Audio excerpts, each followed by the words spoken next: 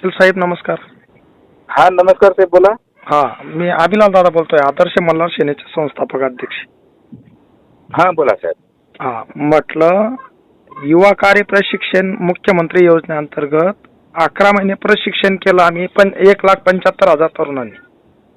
बर. आणि त्यामध्ये आम्हाला माननीय मुख्यमंत्री देवेंद्र फडणवीस साहेब आणि एकनाथ शिंदे साहेबांनी परमानंट करण्याचं सार्वजनिक भाष्य केलं होतं निवडणुकीच्या पार्श्वभूमीवर. परंतु 6 महिन्यात परमानंट करण्याचं एकनाथ शिंदे जे बोलले, हा त्यानंतर 5 महिने आम्हाला वाढून दिलं देवेंद्र फडणवीसांनी.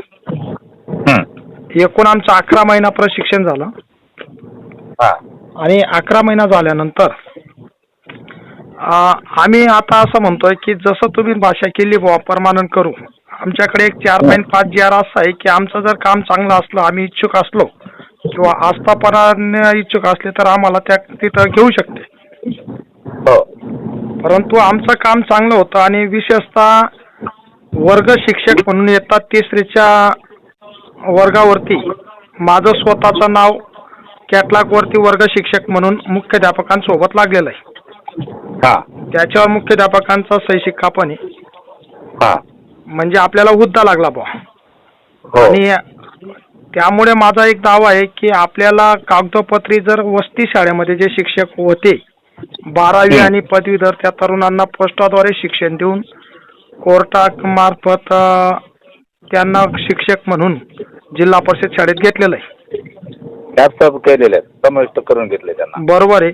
मग त्याच प्रकारे जर समजा आमचं सुद्धा जे 12वी पदवीधर जे तरुण आहेत त्यांचं शिक्षण घेऊन आणि DED BEdचे जे त्यांचं पोर्टल वगैरे सगळं पोस्टाद्वारे करून आम्हाला सुद्धा समावेश करू शकतात.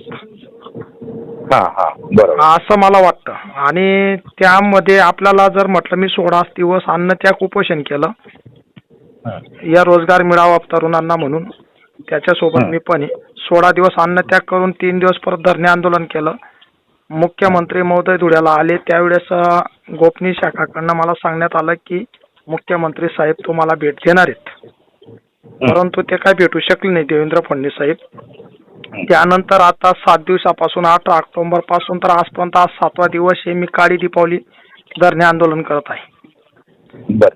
पण तरी आज शासन एवढं म्हणजे 7 आणि 3 10 आणि ते 16 दिवस अन्नत्याग एवढं 26 दिवस बलिदान देऊन शासन लक्ष द्यायला तयार नाही.